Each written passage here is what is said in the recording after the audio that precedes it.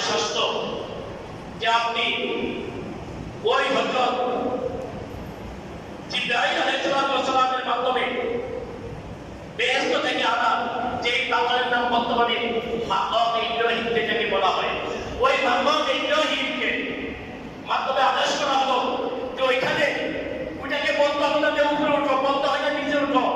যখন উপরে উঠা তখন নিজে উপরে উঠে যাচ্ছে, সুবহানাল্লাহ। যখন নিচে নামা তখন নিজের থেকে নিচে নেমে যাচ্ছে, সুবহানাল্লাহ। সেই মাকামে ইব্রাহিম এখন দেখুন কোরআনে কি বলা হয়েছে, ইন্না আউওয়ালা বাইতিন উদিআ লিন-নাস লাল্লাযী বিবাক্কাতা মুবারাকাও ওয়া হুদাল লিল আলামিন। আল্লাহ বলতেছেন নিশ্চয়ই মানব জাতির জন্য সর্বপ্রথম ঘর প্রতিষ্ঠিত হয়েছিল, তা হলো মক্কায়। এখন মক্কা শরীফের আগের নাম ছিল বাক্কা। মক্কা শরীফের আগের নাম কি? বাক্কা। বাক্কা বাক্কা বাক্কা শব্দের অর্থ হচ্ছে নিষ্পেষিত করে নেওয়া,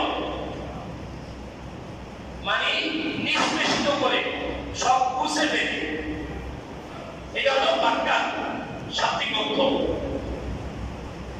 এবং সেটা কেমন দেখুন, হস্তি বাহিনী যখন খানায় কাবা ভাঙ্গার জন্য আসছিল হস্তি বাহিনীরা, তখন